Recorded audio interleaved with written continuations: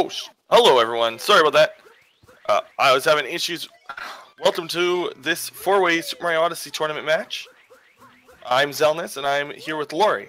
Hello. Yeah, we had some audio issues on the commentators, and don't worry about a thing. We're going to be fine for the rest of the race, hopefully. Yeah, no, I was just...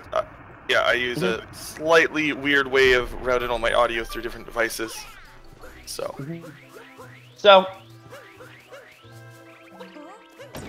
for those who aren't 100% sure, this is not a four-way free-for-all race. The top two racers, Sten and Cookiepocalypse, are racing, and then Kirbyfan5009 and Deekunutz are racing, but they're not racing each other. This is two separate 2-on-2 races, just as a bit of a clarification. Yeah, this is just a good way to get more runners featured in a shorter amount of time. There's a lot of tournaments going on speed gaming, so... We need to especially make time after Link to the Past went on a little bit long, but that's alright.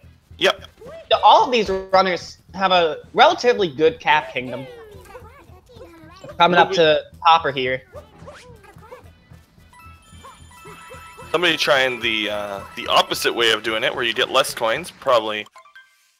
But unfortunately, Bonds, and Bond in this game loses quite a significant amount of time, so you try to avoid it. Cookiepocalypse and Deekunutz is the first two to beat Topper, and Deekunutz is the first one to leave Cap Kingdom. There's no moons here in the main game during the any % route. It's just an introduction, really. It's just a tutorial world. But you can return for moons later. Yep. But we're not going to. Nope, we're not doing 503 or 253 or anything like that. This game functions... A lot of people compare this game to, like, 64, or sometimes Galaxy.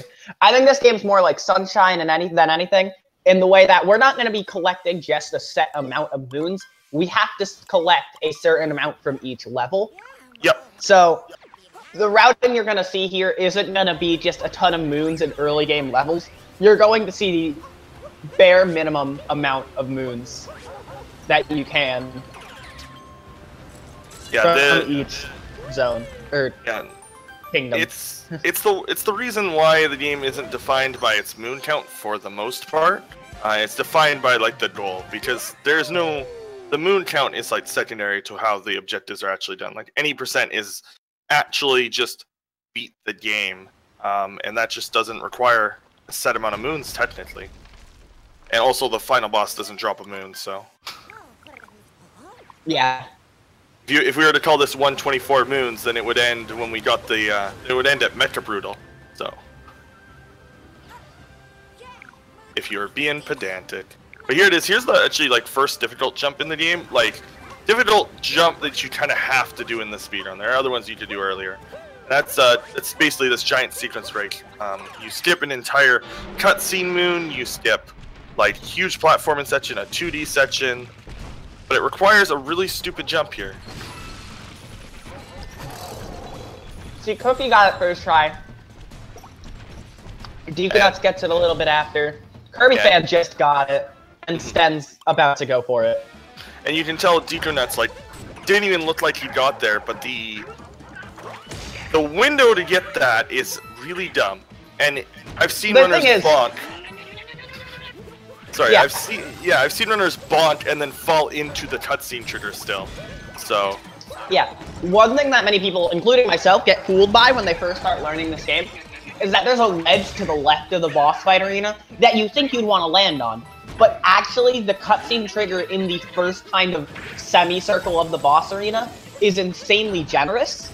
So you can, like, hit the wall and still make the jump.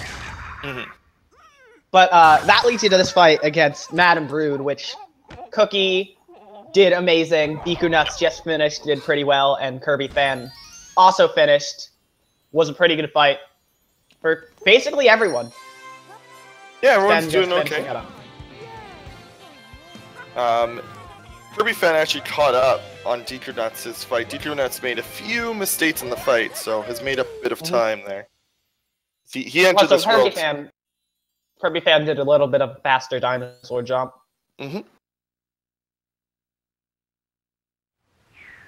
And there's one more moon that you have to get in this kingdom, and so we just did it by doing like a triple jump here, and then a cap jump, and then we get up on this ledge. Sometimes you grab onto the ledge, sometimes you dive onto it. It all depends on kind of how your jump got positioned, and the angle at which you go for it. There's also a backup where you just ground pound jump and then do a cap jump, which you're seeing happen.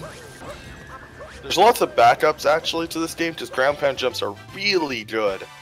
So yeah, like they're not too much lower than a triple jump, honestly.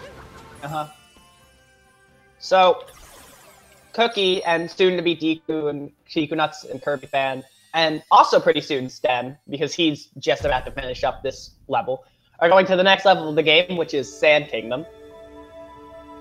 This level can get pretty annoying at times. Yeah, there's a lot of ways throughout it. It's a very dense level at the start, and unlike some other kingdoms, there are a lot of moons active already. A lot of the kingdoms are like very straightforward. We'll see a kingdom later, Luncheon, where it's got like, it's a pretty linear level actually, even though it's so big. Just because of the way that the level is like structured and how the story triggers affect it. But this one has so many, like there's 3 different times that you can pick up that bird there that we just saw Cookie get. And where you get that bird heavily affects which route you're gonna take. Some runners will get it at the Oasis. Some runners will get it after getting a different moon in the town. So Sand Kingdom is kind of like the most fluid of all the kingdoms. Absolutely. One thing that we won't see is any story triggers. There are so many moons in the overworld that we basically just ignore the story of this world and we just pick up all the moons. There are a few areas. Oh, go ahead. In some worlds, based on mostly just the speed of the moons, we'll usually do about like half the story. But this one we don't even touch the story at all. Yeah, it's just the story moons are very slow in this world.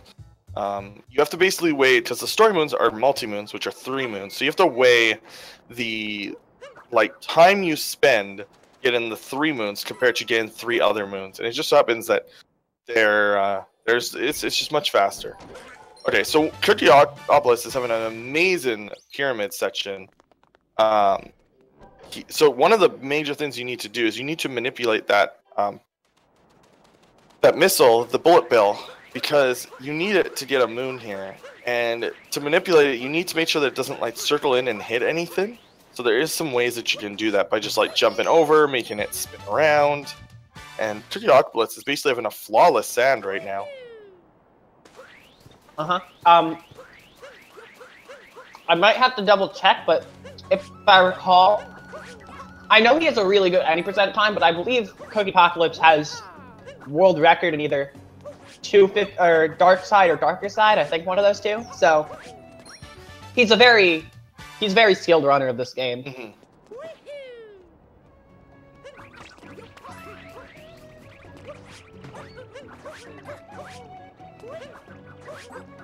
Okay, and we're seeing probably the hardest moon in this kingdom is it's one of the early ones. It's the Sand Peak one, or sorry, the ice one that you use on top of the arc. That one's probably considered one of the hardest moons. Yeah.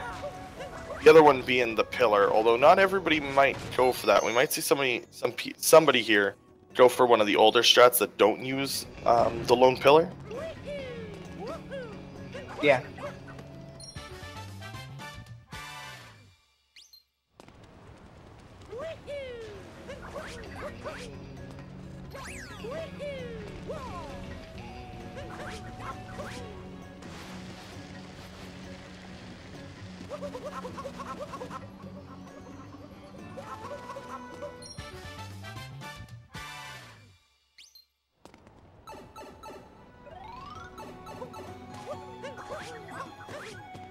Okay, so we're seeing Cookiepocalypse is going to be almost nobody's gone for Sphinx Skip.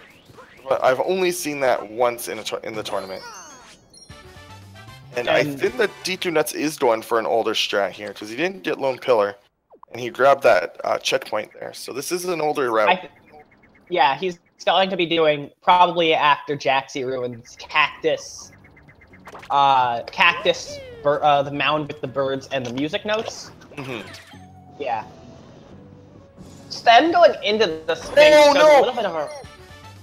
Ooh, oh, that sucks. That is a bad death. Luckily with this route, he does have the checkpoint, so it's not as bad as it could be. But this does give his opponent, Kirbyfan, a chance to get ahead. This Jesse Ruin skip is really hard, actually. The second try is good enough for Deekunutz. But going back to what I was saying previously, a bit of a route change for Sten going into the... for Sten, my bad. Going into the Sphinx treasure room.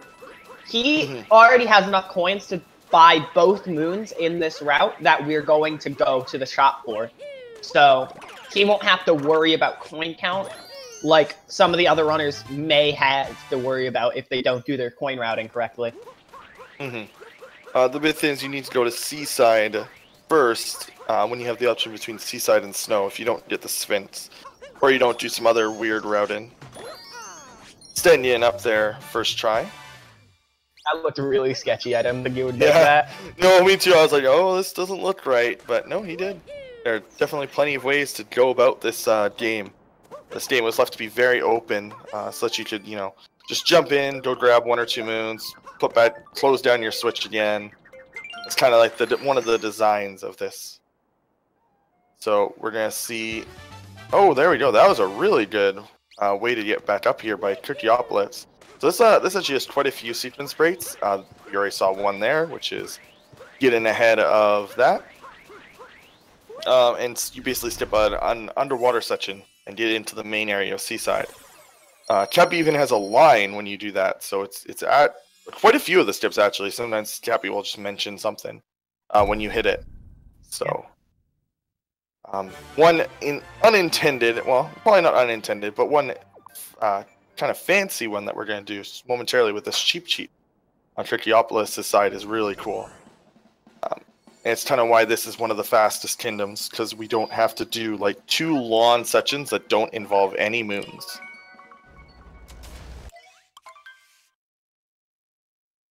So we're going to see, you're seeing that he's aiming his camera up already so that he's already ready to move up. He's going to jump with this cheap cheap, get out of his hat, bounce on this wall, hit that flower, jump on the flower, dive, and go into the Spirit, or not Spirit, this isn't Spirit, go into the Cletus boss fight. His name, I don't remember, I just give him usually a random hillbilly sounding name.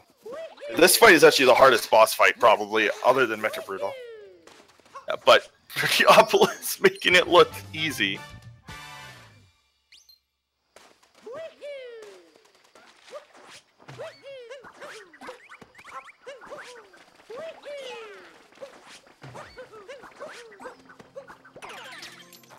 Sten grabbing an interesting moon. That's actually part of a really early route. People used to grab that and a few other indoor moons in this area.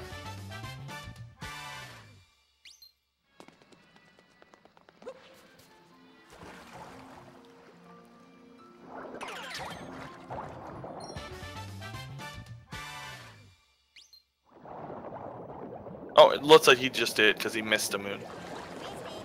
Yeah. Nice thing about these non-randomized runs, we get to get some runner commentary in the chat sometimes.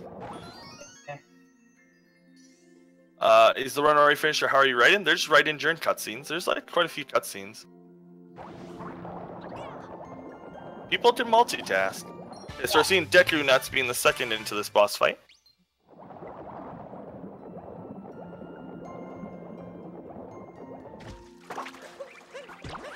Looks like he's doing pretty good on that fight. And just about perfect. Yeah. Again, this fight is really difficult. So what you have to do is you have to do like either back jumps or cap jumps to basically get high enough that you just keep hitting him, because his cycles are really slow. And the intended way to fight this boss is awful. Absolutely. And here we are at Wooded. It went through quite a lot of routing early, because this kingdom is quite long. There's a lot of moons. There's 2 sections to this area. One is called Deep Woods, and then the other is the regular part of Wooded. Deep Woods is an area that you go to instead of like voiding out and dying. You just you end up in it, and it's very slow. You can't teleport back to the Odyssey. You have to take a like seed to the area. You basically prefer dying. Yeah, and once you're in the mechanical area, you're usually safe. There's a few areas in that part that are also, that are also like Deep Woods areas. But yeah, it's worse than a death. Like You just gotta be careful. Yeah, you have to be very careful. Don't fall in Wooded, basically.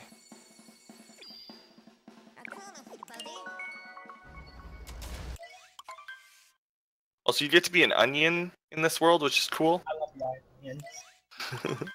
You get to be a tree if you go to Deep Woods. Yeah, I was trying to think of around the time this tournament was about to start, a backup route for if somebody didn't want to quit but fell into Deep Woods, but it's just so slow, I really couldn't think of anything. No, honestly, if you fall into Deep Woods, like, if I fell into Deep Woods and I was in this tournament, I might just, like, start doing dances in Deep Woods and just give up on life. So this part is, wow, that's... Cookiepocalypse just, like, blew my mind with that series of jumps. There is a damage boost way to get through there, but you lose 2.2 seconds every time you take damage, because the moons have to heal you. The only time damage boosts are worth it is if the next moon you're going to get is a story moon, because there's no health animation. Yeah. And speaking of taking damage, Sten unfortunately died on the Rango fight. Again, it's a very challenging fight to get right, so going for second try here.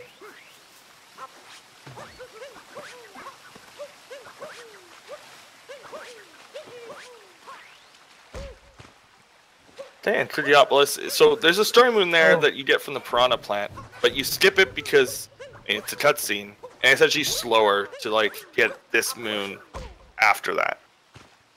Yeah, you go to the dead end, but you do go back and get the power plant or the piranha plant. You just get the piranha plant right then and there. You kill it because then you don't have to worry about the death animation mostly. Oh yeah, and that's the other thing. Yeah, you'd have to wait for the death animation. Stan's having a really hard time with Cletus. Rango. Where'd you get Cletus from? Watching casual streams of this. We'll just give it random hillbilly names. Okay. Yeah. Like, most people don't actually know the names of them. Pop, Harriet, Rango, and Stewart. Harriet's the only name that matters. No.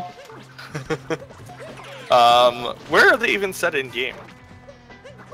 They're in the manual. If you if you open the map in Dark Side, if you open the map in any kingdom, there's little info on like the sides of the map, and they say the names if you open the map in Dark Side. Oh, I mean, I knew about the map thing. Like, the map is like actually just like a guidebook to the world, which is really cool. I did not know that that's where you got that information from. That kind of explains why since most of my stream watching, like of the actual game, non-speedrun was very early, so before anybody had done Darker Side, really. Yeah, I got this game release weekend and basically speedrun it as soon as I finished it at 80%. So yeah, I kind of did the same thing, and then I realized that it was hurting my wrists, so I went to just route in and discovery stuff. I'm a weak old man.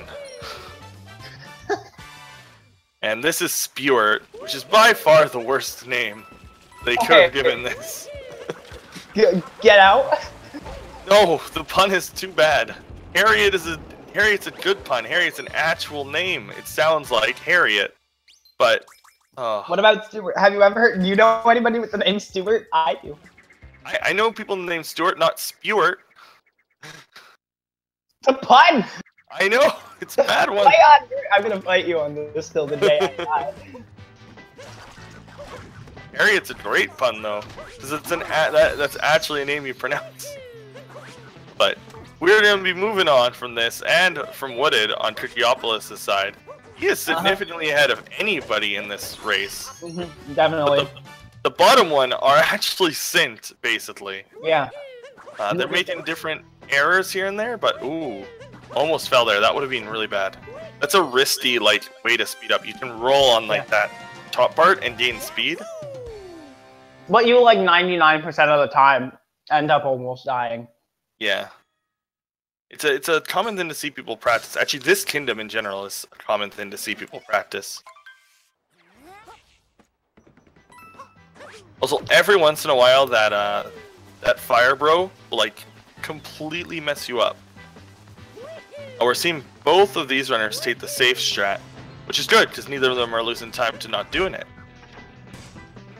Oh, unfortunate fall there into the. Okay, fortunately that's a death spot. Yeah. So Kirbyfan's gonna be put right back at the story moon, but that's gonna put Deekunutz at a pretty okay lead. Yeah, especially since he's taken the short way.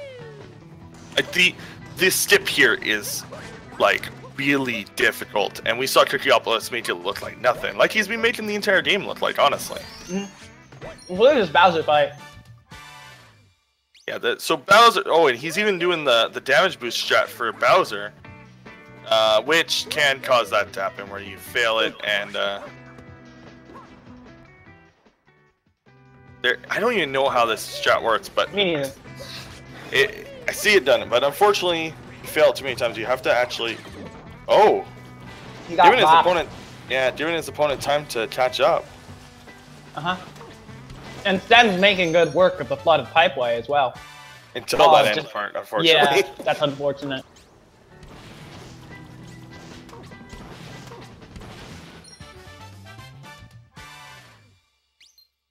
Yeah, I keep seeing people do this. I've been told like that fast strat is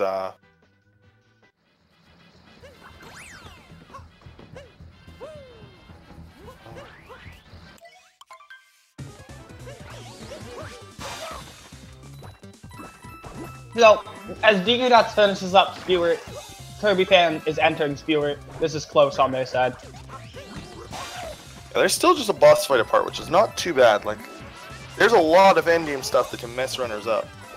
There's a lot. Actually, we're coming up to a kingdom where... Especially when that boss fight is Spewert, which is like the shortest and easiest one in the game. I mean, the fast strat is like... Once you realize that you can just hit people in the head in this game, it's a lot easier to do these boss fights. I mean, they're wearing hats all the time. They're not used to blows on the head. Gotta make sure you get your cap back. Can't just leave him with the piranha plant, Sten.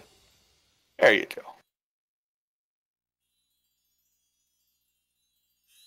Okay, so before Metro, we have to go to Lost Kingdom. We actually have to go 2 kingdoms before the game, like after the game tells us that we're going to Metro. Our ship gets blown up by Bowser, so this area is weird. So there's a bird called Klepto. He's a semi-regular character in the series, and he steals your cap. Sorry? And 64. And Paper Mario. Pretty sure it's a Paper Mario. There was a bird in Paper Mario, but that was Buzzard. Oh, was that Buzz? Oh, maybe I'm mixing up Klepto and Buzzman. Point is, Klepto kind of steals your hat, and we don't like that. So what Cookie just did there when he ran across and made Klepto fly away was put a trigger in the game that, oh, okay, Klepto is being attacked, so that means your cap was already stolen. Because there's a point in this kingdom where you step on a place and it's like, hey, Klepto, steal this person's hat. So when we walk over that part, because we got Klepto mad at us, he won't try and steal our hat. Now, if we die, that kind of good. That. Yeah. So if we die here, the trigger gets reset because the game is like, hey, wait, you never did that. Oh wait, this is a new one. I've never seen this. I haven't seen this one yet. Something people do, instead of going under the pillar, they'll go to the cage tree. That seemed much faster. It's a okay. He actually recovered that strat really nicely. Oh, did spawn. But now that we have 10 moons, now we can repair the Odyssey, never having our cap stolen.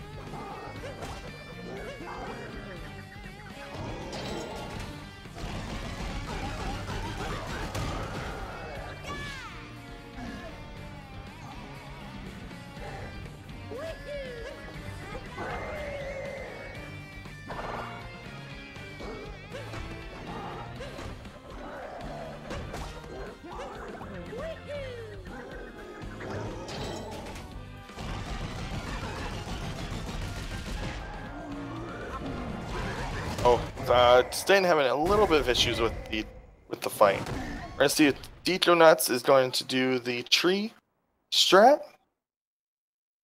And palm trees like cause lots of stips. So like palm trees. Absolutely. Shout out to Super Mario Sunshine, also having a palm tree related stip. This game is basically a giant shout out to Super Mario Sunshine, honestly. This game is basically a giant shout out to palm trees. Ooh, Cookiepocalypse messing up the stip here. Not the stip, but the climb here. It's hard not to call everything a stip when it's not actually stips, they're just strats. Like, very little in this game are quote-unquote stips. They're more shortcuts or alternate routing. So... But very, very good Night Metro, other than that one mess up. The only... Oh, one of the downsides, we don't get to hear Lost Kingdom's music, really. It's actually a good track, so...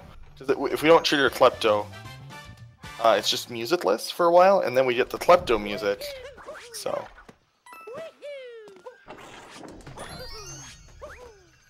Oh. Yeah. Oh no. What?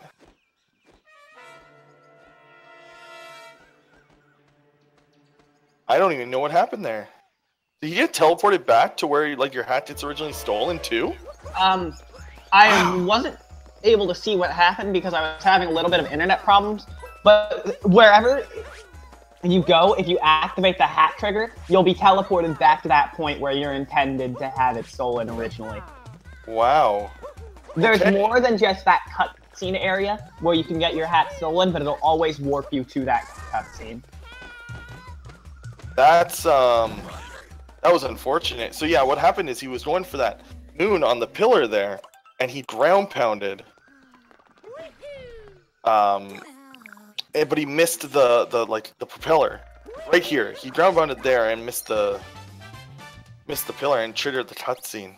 I've never actually seen somebody re-trigger the Klepto scene, so yeah. I didn't know about that. And he was like an inch away. He was like one more jump away from triggering Klepto to prevent that. Yeah, so. That is a very hard part. If you fall at that point, you're gonna trigger Klepto right near before. That won't become a problem, and it's just terrible in every single way. On the bright side, we get to hear the nice suit, the really nice Lost Kingdom track. Oh gosh, don't do that. I'm gonna do that again.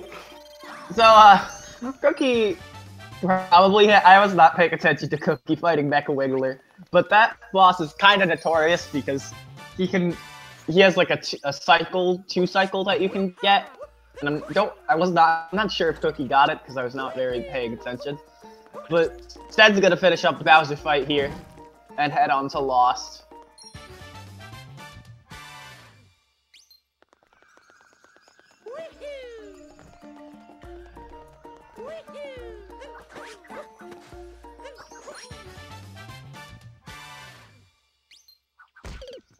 Oh, and we're seeing Kirbyfan do the easier way to do that moon, just dying. Teleports you back to the Odyssey as well, which is nice and fast. Now, Cookie's in daytime Metro, and the first thing you're going to see here is he's going to throw his... Oh, he messed it up, but he's going to try it again, because you always try it again. He's going to throw his hat this direction, and then go and get this moon.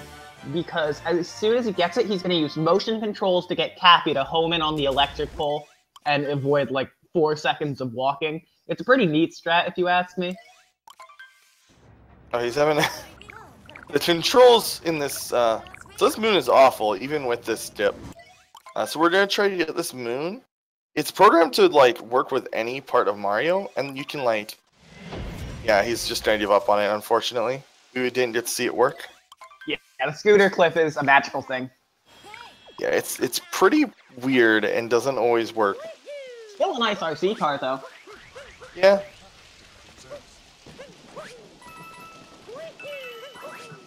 And at this point, he's far enough ahead. He can go for these riskier ones and not have to worry about falling that far behind. Sten taking an unfortunate death on the tree branch. But you kind of have to go for it because the route in otherwise is not so great. Yeah. This is a really hard jump to get.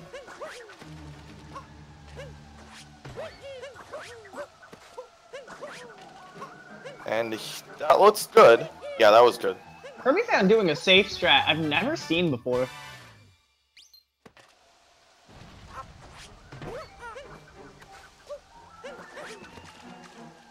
That's actually the other brilliant part about this game. There's like lots of strats you can employ. You don't necessarily have to do the optimal route to go fast. This game's still fairly new, so I don't even think like the strats we're using today will resemble the strats we use like a year from now. Who knows? We still have a lot to find. I mean, it was only like 3 weeks. Oh, he is not 2-cycle in this.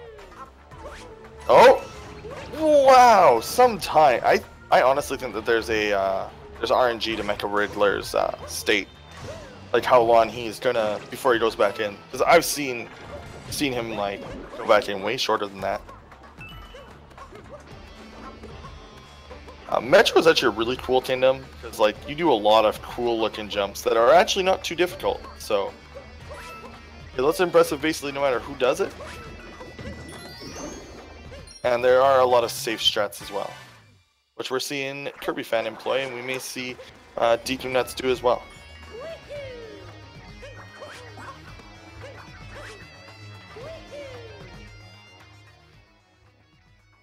Okay, good. And Sten gets that moon, so actually once he got on that, he even does the harder strat tier 2. So honestly, he's got some good strats that he can employ. Definitely.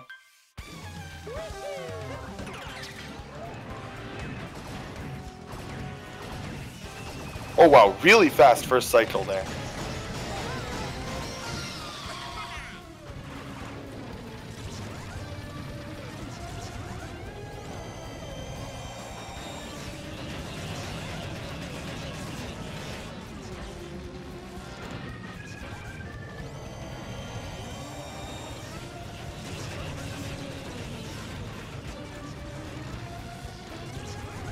We have Cookie in everybody's favorite part of the game.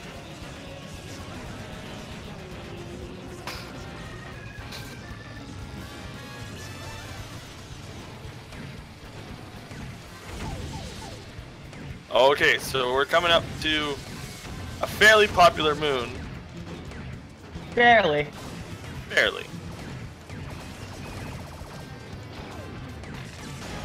Kirbyfan getting what I think is 2-cycle, but I was not paying attention.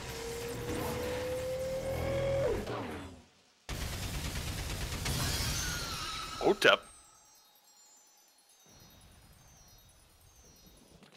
We'll get to actually hear the OTEP in a little bit. We're using Kirbyfan's game audio today.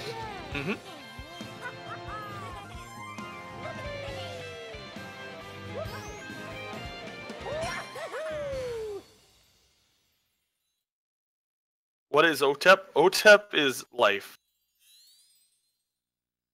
Oh, OTEP unfortunate is fall. Not meant for mortals to Comprehend. Sure.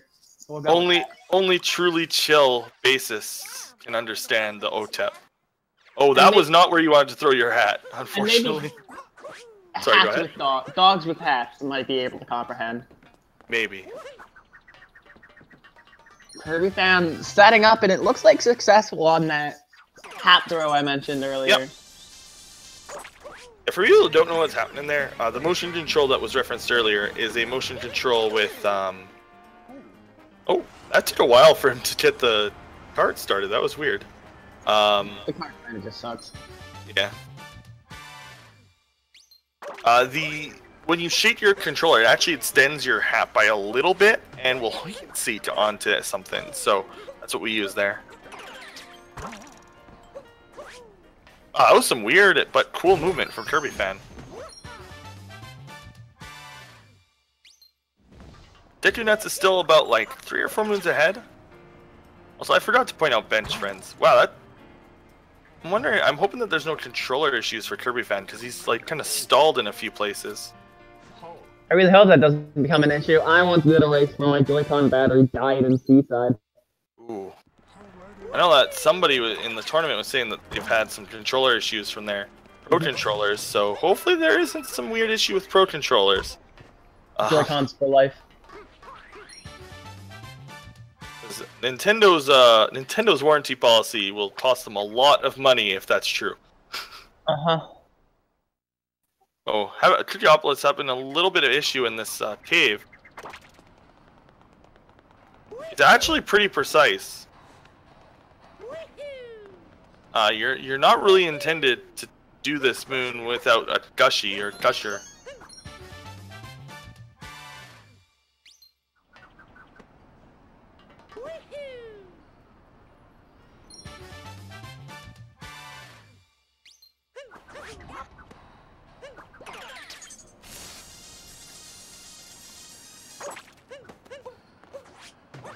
And Deekunutz also didn't get the OTEP moon.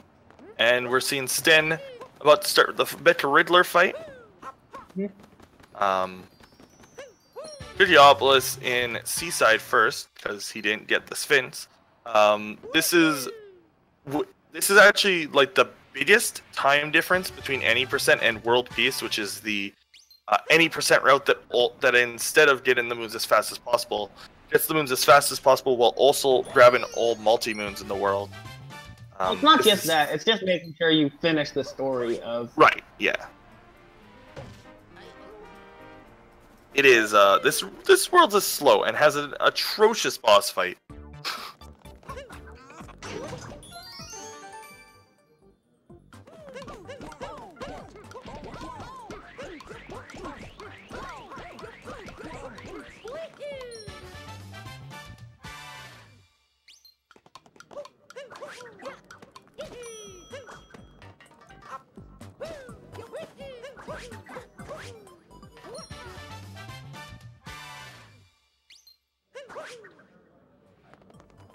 Okay.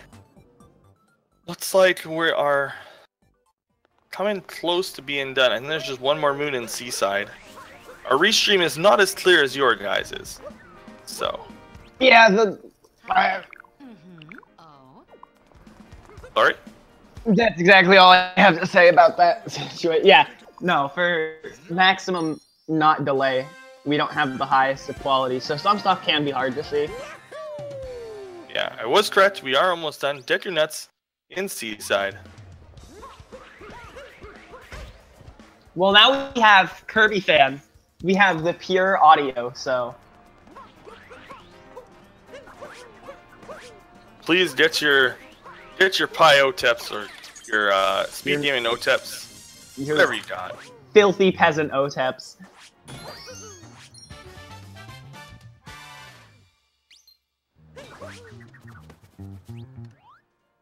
OTEP. Yay! Yay! The yay makes it 100%. Yay! I mean, the drummer has a pretty good yow. Yow is good. Team Yow is also a respectable Team place Yow. to be. Yes. Also, oh yeah, Snow Kingdom is actually really slow as well. There's like very little moons available because of this blizzard. But this moon is... So we get to hear Captain Toad, luckily, at least once in the speedrun. I forgot about this guy. I honestly, like, am really sad you don't get to play Captain Toad's Adventure in this game. No. 'Cause those were fun.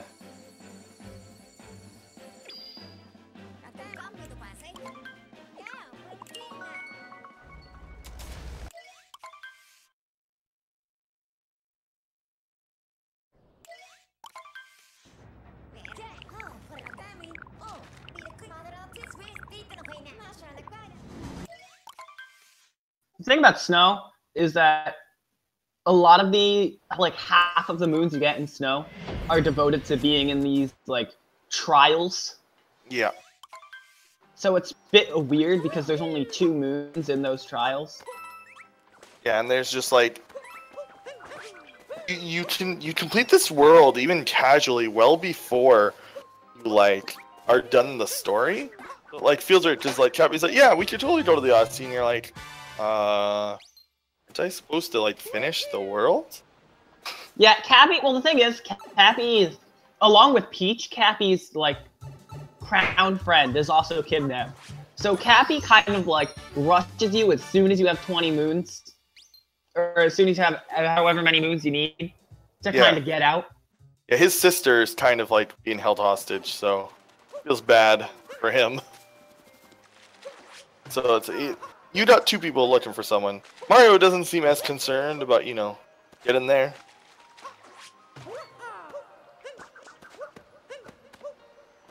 Kirbyfan taking a different approach to that skip than what I've ever seen before. Yeah, Cookiepocalypse, like, using the wind from the Typhoon to, like, dash, that was really cool, but also looked really dangerous. He was skirting the edge there a bit. Well, one small mechanic I don't think we've mentioned yet is actually, whenever you collect a moon, it refreshes your cap bounces. You're only allowed to bounce once. Also, no spiny troll here. That's really nice. Yeah. Spinies can be mean and push against the side. Spinies in this world and Luncheon are the actual worst. There are Spinies in Luncheon? Yeah? You've never been trolled by the Spiny at the moon and the cheese? See, I'm good at the game. Look, it doesn't matter how good you're in the game if that Spiny decides to stand there. No, okay. I don't know what Spiny you're talking about. Actually. Okay, we'll see it probably. Yeah. I don't know. Maybe I haven't seen it not troll a tournament match I commentate, so.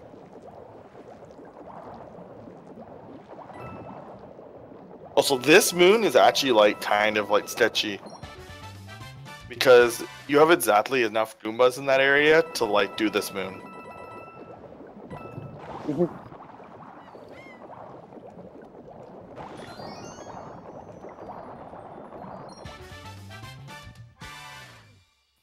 So, we have everybody really, except for Deekunutz, about to finish up their respective kingdom here.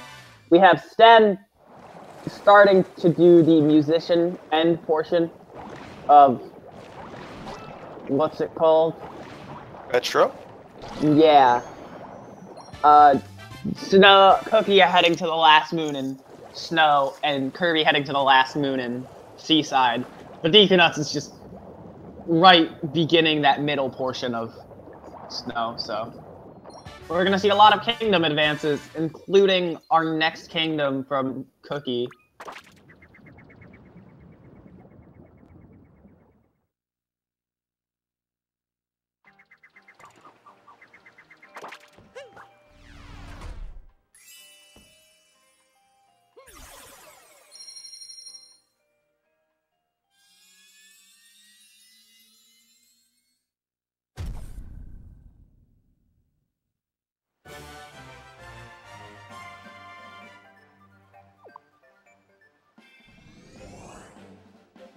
Alright, so Kirbyfan is heading to the other one, Snow, that's the name of it. And Cookie heading to our next kingdom is going to be Luncheon Kingdom. Luncheon, I don't know however you want to say it. This one's personally my least favorite. But I know some people that enjoy it quite a bit.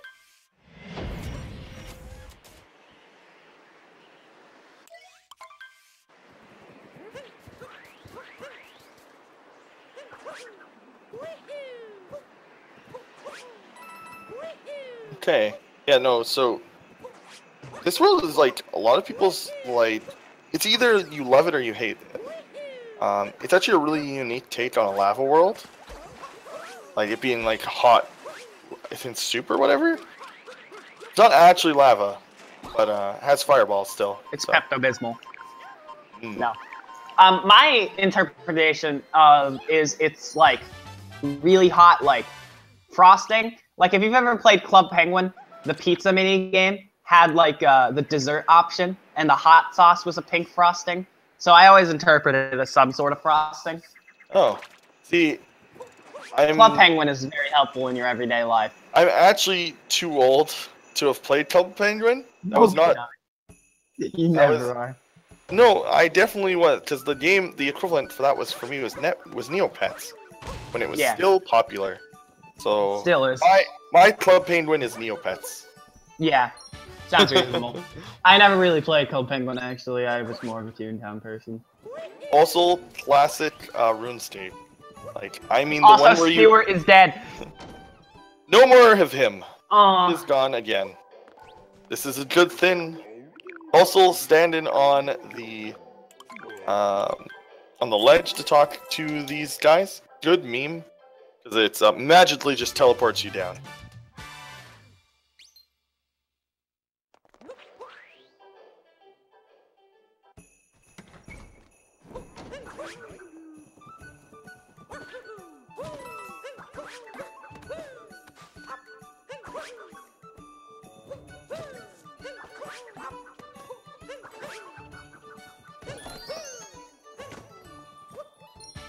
That's true. Sten brings up a good point. Luncheon Kingdom is good because you get to be a piece of meat.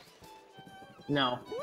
There was a point, I got like a little, because I've played so much Psychonauts, I got like a little bit scared at becoming a piece of meat.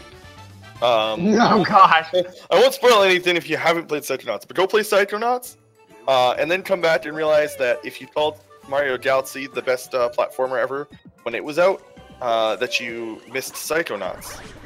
So, that is actually the best platformer ever released until this. The best platformer ever released is Pac-Man World 2. You can fight me right now. I didn't hear what you said because your internet cut out. The best platformer is Pac-Man World 2. It's actually a pretty good platformer, I'm not gonna lie. No. Exactly. You have a point there. I'll put it high up. That's an underrated game. It is.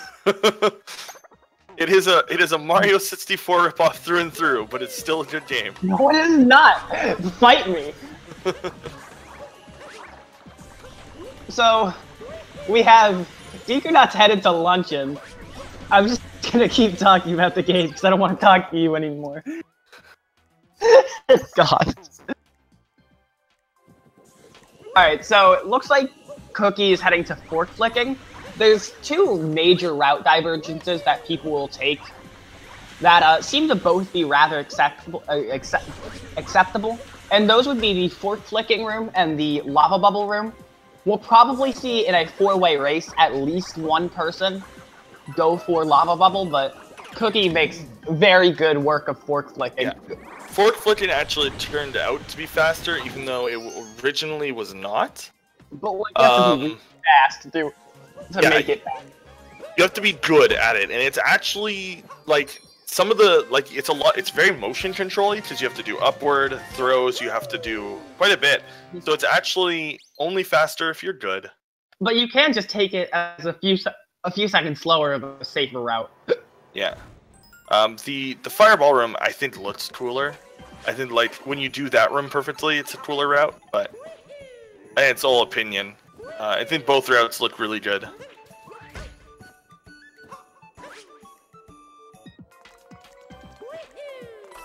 And that's only the second time I've seen somebody do that in run. So here's the Spinies. These Spinies are all awful. This one up here is the one I was talking about earlier. Oh, he killed him. Okay. See, that's how scary it is. He killed it. You die.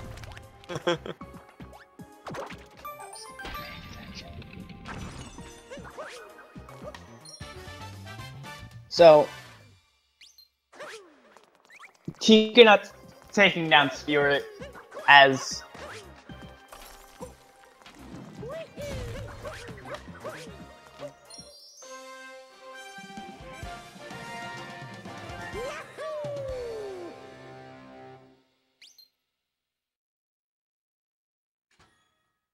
yeah.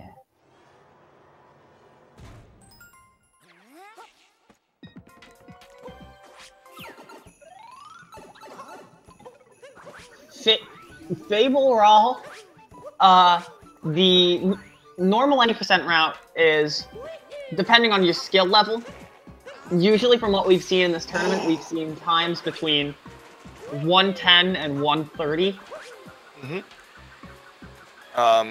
generally won't see a sub 110 in the tournament. Like, you might see it from like a Samurai Mat or a Nintendo, because they are like actual gods at this game. So, also yes, here's where you get to be a piece of meat. There's multi-moon here. I don't know why, but okay. It's because this was the entire goal of the first part of Luncheon, was to get the meat to be put back into the soup. Now their soup is good again, and they can serve it. Because you have to rebuild their soup. That's what Bowser stole from here. Yeah, but the bird is still mad. Yeah, I know, and you just kill the bird and get another multi-moon. It's good. No, we're leaving. We have 18 moons. Yeah, we just leave. No, we don't care about these people. Yeah. Hate you and your soup.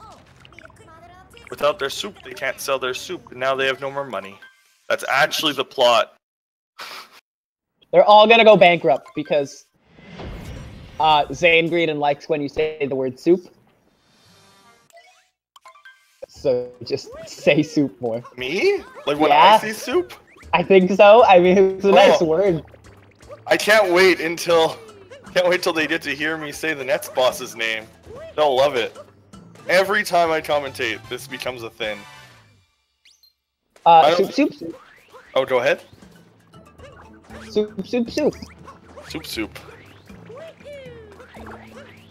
So yeah, we get to fight a giant dragon here, which is odd in a Mario game. Because Bowser's supposed to be a dragon, and then this is a dragon, but then Mario's supposed to be human. There's a lot of weird things that they put in this game. This is not a Mario game. Apparently not. This is a hat game. Many people say Dark Souls, many people say Skyrim. I say a different game every time. So I'm gonna say...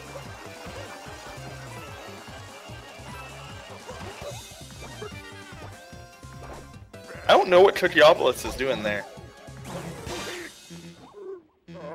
But, yeah, so this dragon... This is Nintendogs.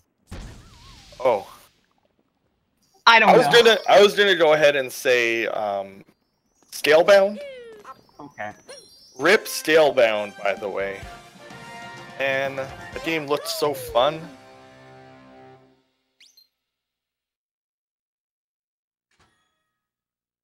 Yeah, sure, don't. Spyro the Dragon, okay.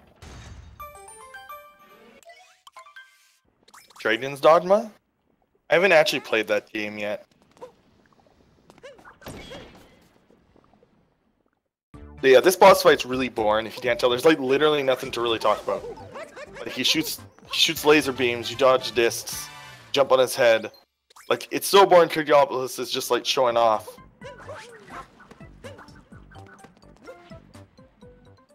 Yeah. It is basically an auto-scroll. Yeah, we do a damage boost to like make it go slightly faster, which literally is things you do in an auto-scroller. So, it's the auto-scroller boss. It's the one boss we can't speed up. Yeah, like we do what we can with the damage boost to get up there like a second faster, but that's about it. But you do it 3 times in 60 seconds, and that's a whole 20th of a minute. No. Yes.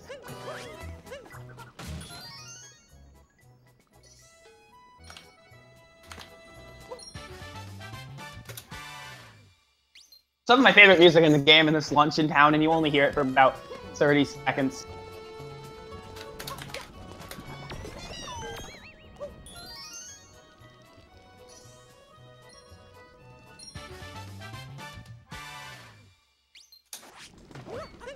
Yeah, now that the dragon is dead, we can move on to Bowser's Kingdom, which is by far the coolest kingdom in this game.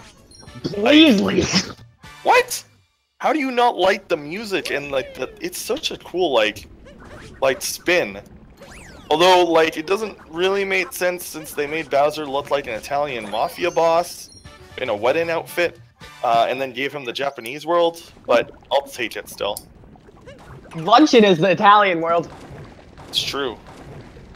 Listen to the music. Although there's no pizza. There's soup. Okay, soup is pretty Italian, actually. How, on the scale, where is it on the Italian scale, from 1 to 10? Tons of soups are actually Italian, like, from Okay, nature. but does that answer my question? No. Answer. The soup on the scale of, like, 1 to Italian? Or... Italian 10? I don't know. The world is somewhat Italian-based, but I do like the Japanese, like, Edo-style, like, kingdom. So Bowser's Kingdom has these birds? Oh yeah, Pokios, they're the best. Eh. The movement is really cool for them. Yeah. What many people don't know is that you can spin with the Pokios and do a very high jump up. Yeah, they spend like the first half of the game telling you to shake your Wiimote, or sorry, not your Wiimote, it's your Joy-Cons. No, you go with it. Yeah, you shake your Joy-Cons to like do things with them, and then like halfway through the game they stop telling you that does something. So you just experiment with shaking them. That's how you shoot fire with Bowser and spin with the Pokios. That's also how you I don't know what I was trying to say there. It's also how you spin with the lava bubble. Yeah. Game does tell you that one though. So that's at least good. Yeah, the game just stops telling you what you do when you spin. I don't know why. I mean, you could read the action guide. No. Good idea. Tutorials are for losers. Oh yeah, we actually saw Cookie go for the faster moon, which is you do the same thing that you did way back in Metro for that light switch. And basically what you do is you use your tap to teleport back up once you grab a moon. You do it instead of getting the hole in the wall, which unfortunately means that people don't get to use their hole in the wall emotes as much. Yeah. It's unfortunate, but we're probably gonna see it with someone else's race. Sten's going to be the last one killing my boyfriend today.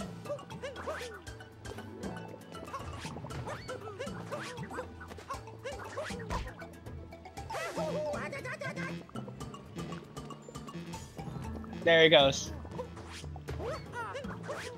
So, Cookie's heading up to a double brutal fight. Here we're going to fight two bosses back to back. We're going to see Topper for the first time since Cap Kingdom, like 2 minutes in. And we're going to see Harriet for the first time ever this run, because the first time you're supposed to fight her is in Sand Kingdom, but we didn't do the story there. Yeah, because the story there, like we said earlier, very slow. Bad.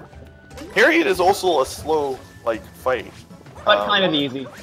Yeah, it's easy but slow, and you can make it go faster, but that actually does, like, the faster strat can screw up. You can like do this fight 100% the same speed every time, or you can be risky, like Cookiepocalypse has been.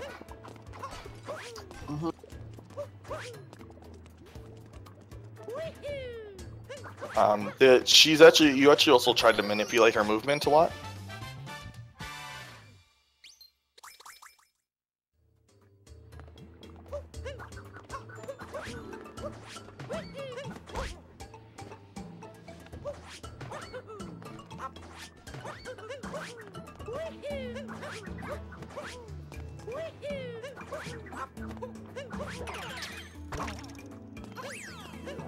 One can count.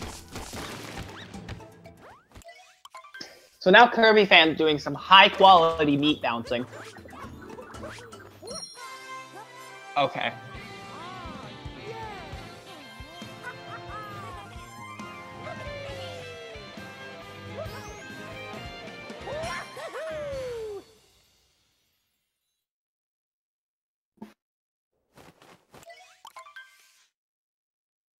So now Kirbyfan's heading to the dragon. Nintendogs. I don't know anymore. Yeah, the dragon fight. All 3 of our runners should be approaching it shortly. Or sorry, our other 2 runners. Fortunately, both runners on the left side have been running into issues in multiple areas. Yeah. Deekunutz has actually been having a fairly good run. Mm-hmm.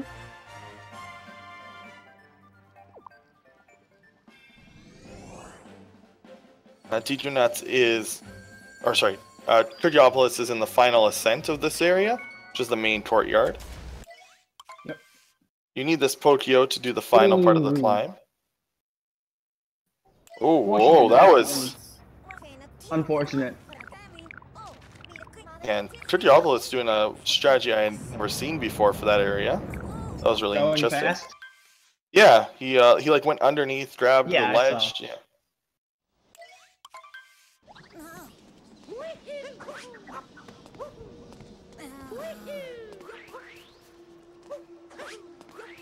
Cookiepocalypse is avoiding the checkpoint.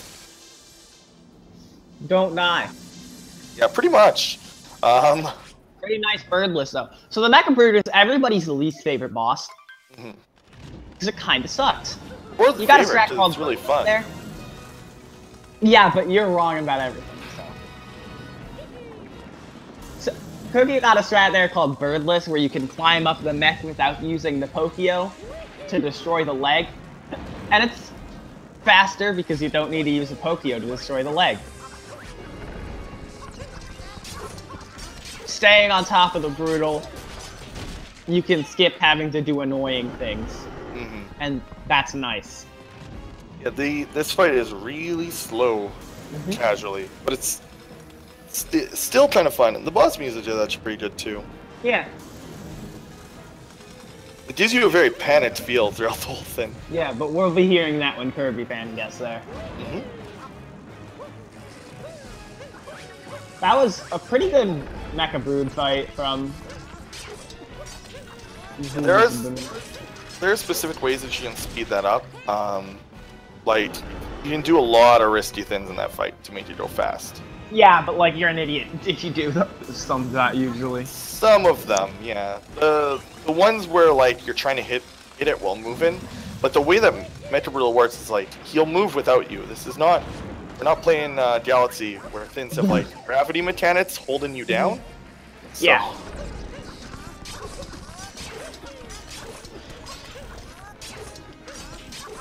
Why didn't that one hit? Oh, weird.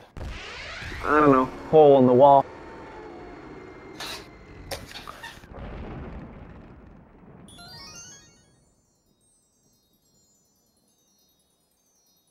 Yeah, it's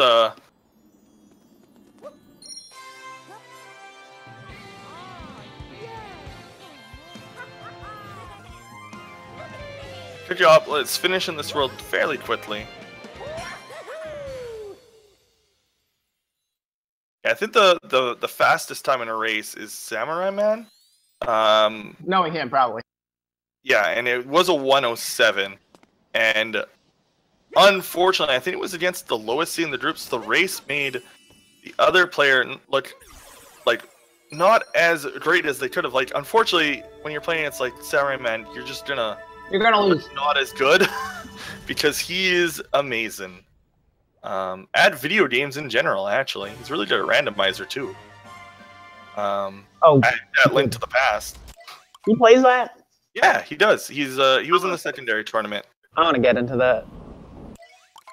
I'm gonna get into that.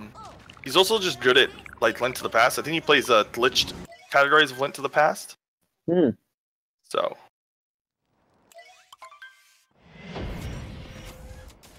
So now we have Cookiepocalypse on the moon. Woohoo!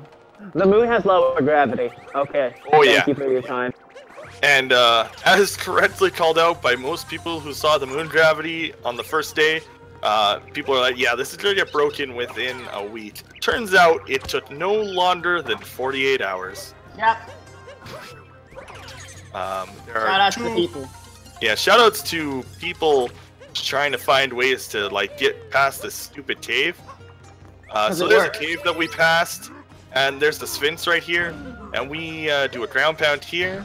We do a tap jump bounce here, a wall jump there. Kind of ride the wall to do another wall jump there. Gonna use another jump there, and now we're past it. Congratulations, you just stay 4 minutes. Yep. 4 minutes skipped of Lawn Gauntlet that requires you to capture quite a few unique captures. Unless you're like me and you find a way to do it that skips everything, but it's like 10 million times harder. Fortunately, we skipped 2. Even in like the longer routes, you skip 2 out of 3 of the moon caves. I think you still have to do dark side in dark side speedruns. Yeah, you have to do dark side and dark side speedruns. But darker side, you don't actually have to do darker side of the moon. Yeah. But I mean, that's speedrunning. A lot of people actually just skip, like, don't do the skip in darker side. But they're slow. Well, they just want to have, because people still do speedrunning for fun, oddly enough. Well, then they're doing it wrong. Here's the second Bowser fight. It's kind of an interesting in that. Oh, he missed the. Yeah. Hat. In this game, Bowser kind of continues the difficulty of his fights through all of the. He's been having issues with Bowser today. Absolutely. It's not. Oh man. Oh what? 3. Who's else counting this? I don't know if there's RNG in where the tap bounce is. No. No, it's based on like how it gets it. Oh man. That's pretty unfortunate. Okay. Yeah, as I was saying, so like Bowser in each of his phases kind of keep his difficulty. So like he progresses phases almost through all of the fights. Yeah. Unfortunately, fortunately, we skip like the longer part, which is he jumps jump, around. Jump. And he also throws like rocks at you and throws fireballs at you. The rocks are the harder part casually in this fight. Because you have to like move towards him and then punch as you go.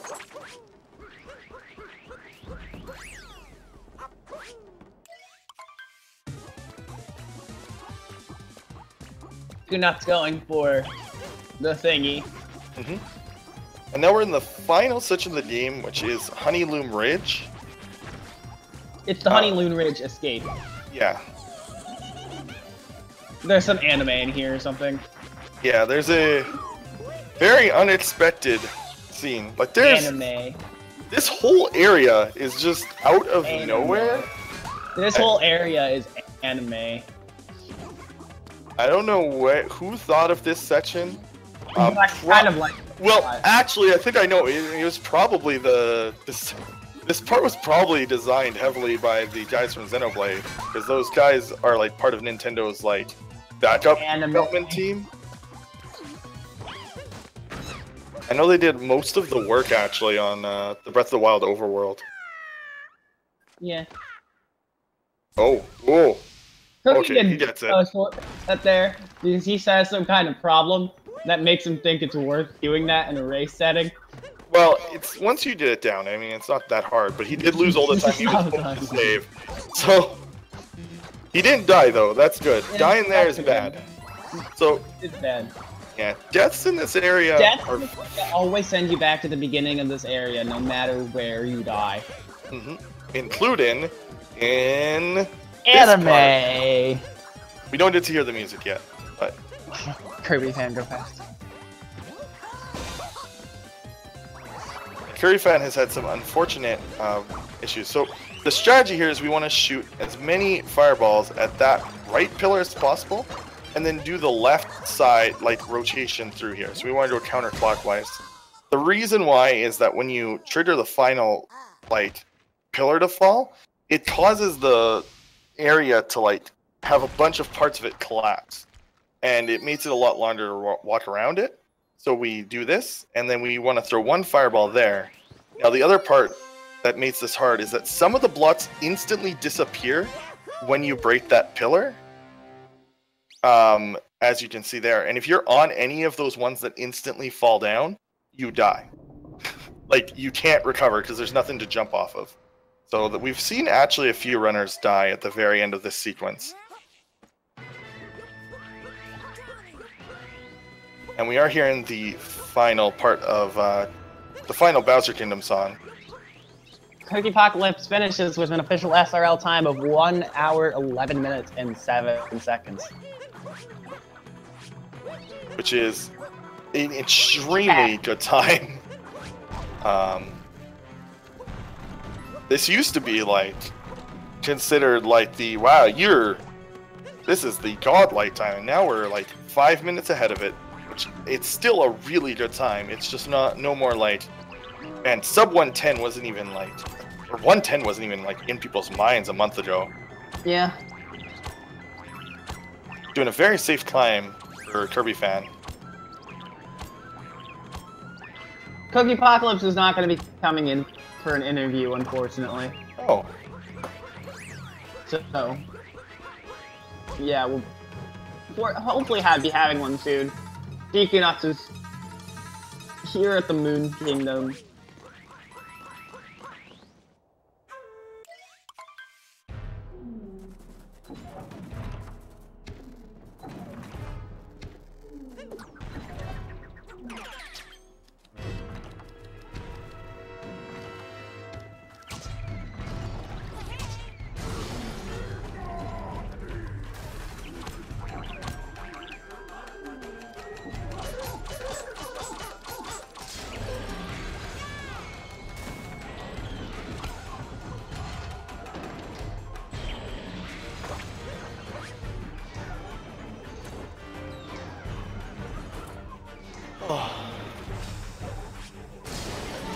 Kirbyfan taking his Mecha Brood fight a little bit safe.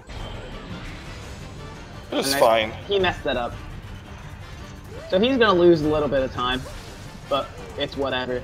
Deekunutz got Mooncave skip and is heading into the Bowser fight now.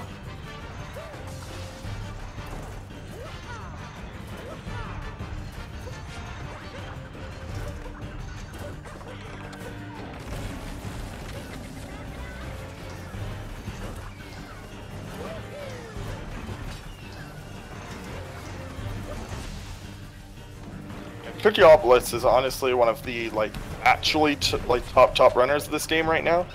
Like with his time, He go fast. yeah, he does go very fast. And going fast at this game is actually quite difficult. So there is something that you can do if you fall off of the Mecha Brutal here.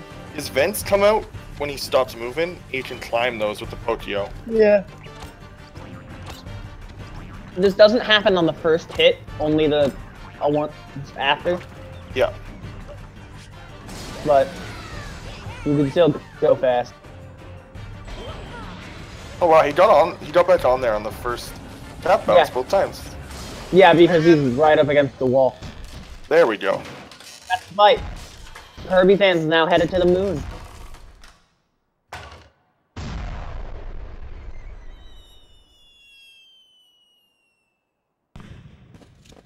Sten seems to be having trouble with the Harriet fight.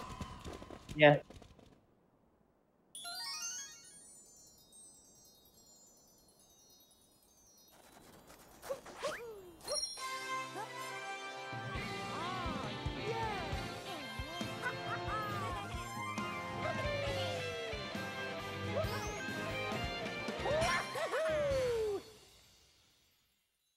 So, Deekunutz now starting the escape sequence.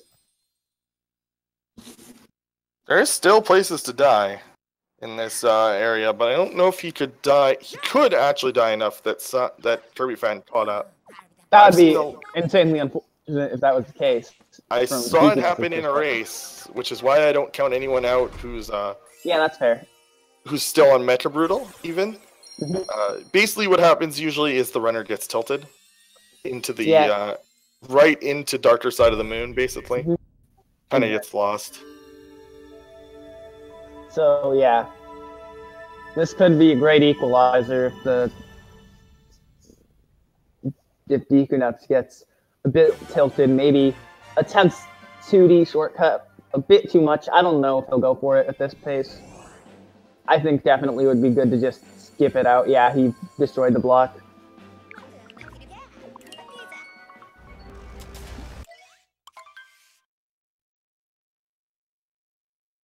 Yeah.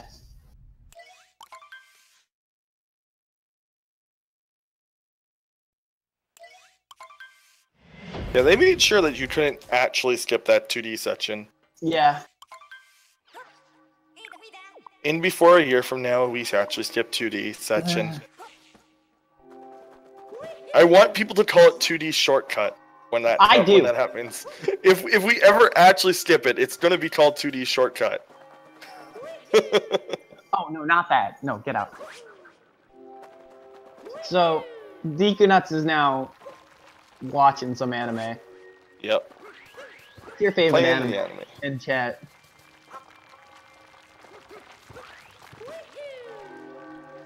Honestly, I would say 7 Deadly Sins. It's if I wasn't just angry at how long it takes them to make episodes. Nah. I'm not a big anime fan myself, but I should watch more. Yes, we're gonna have to see in here. Moon, unfortunately, has these like very loud bells throughout the entire section. The best music is actually in the caves that we skip too. So I actually really liked the that area. Yeah, this skip is actually hard. We saw like the other 2 runners get through it fine, but yeah, skip's actually pretty hard. Yes, Cookiepocalypse and Deekunutz. And speaking of Deekunutz, Deekunutz is finished with a time of 1:17:33.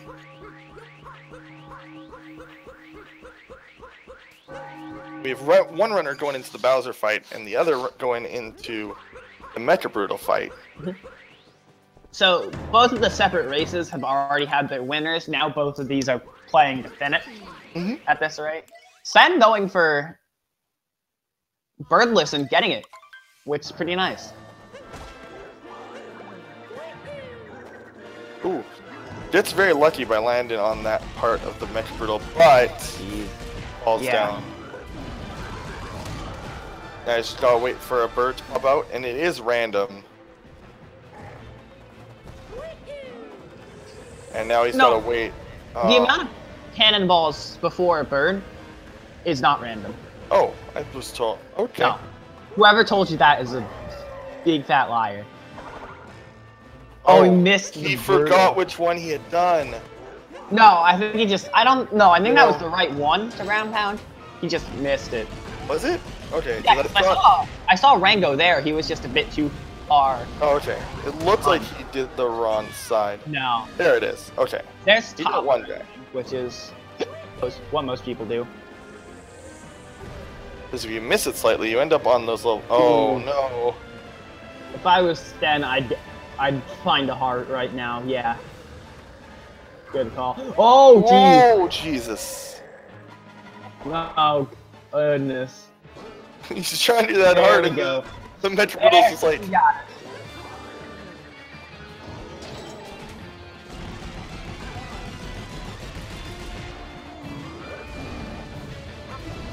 Kirbyfan should be finishing off Bowser right here. There he goes. Now it's just time for the escape. So, when it comes to the anime section, there were people in chat who wanted us to sing the song. So, what do we do? That's gonna sound so bad over Discord. I don't want kicked off of commentary forever by Mythical. I'm pretty sure Catch Destroyo would ban me. Oh, jeez.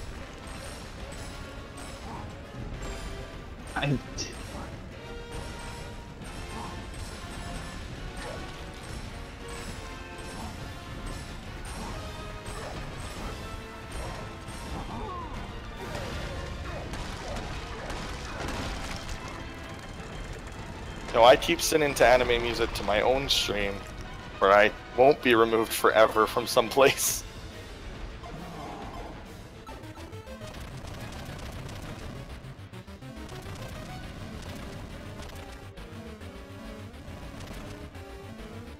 We have mixed reactions in chat.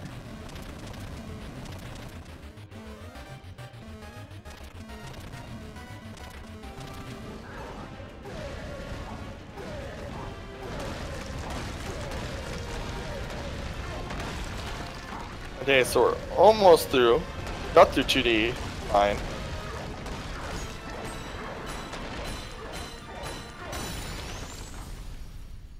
By the way, their Here. finishing times do matter. Yeah. For the 2 people that advance to the bracket from each group, they will be seated in the bracket based on their performance in the group stages.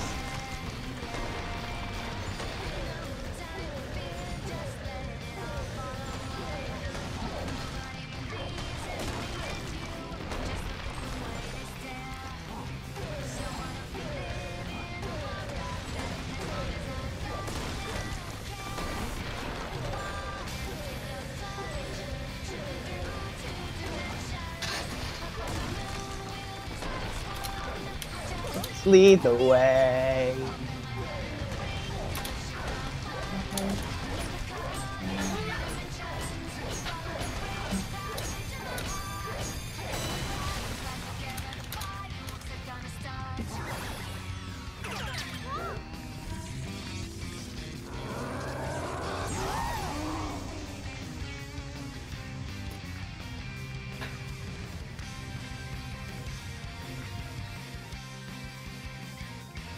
So we have Kirbyfan finishing up with an official SRL time, 1 hour, 22 minutes, and 19 seconds.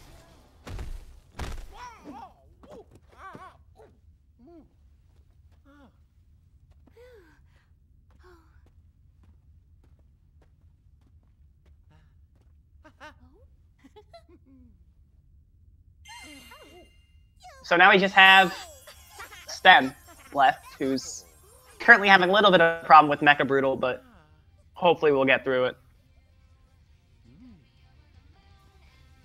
Still going for Birdless.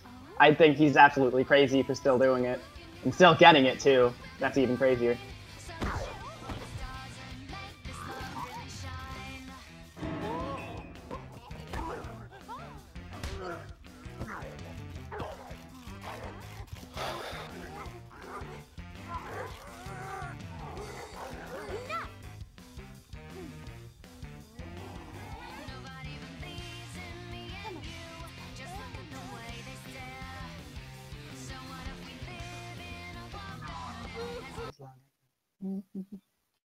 Alright, so, Sten.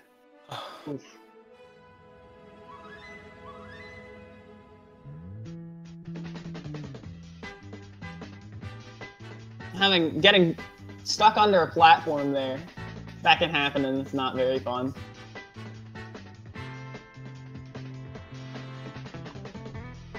And unfortunately, coming up soon, we have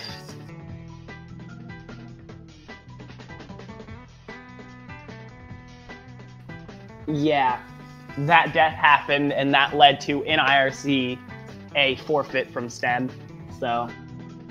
Yeah, that is. Oh, hello. Hello.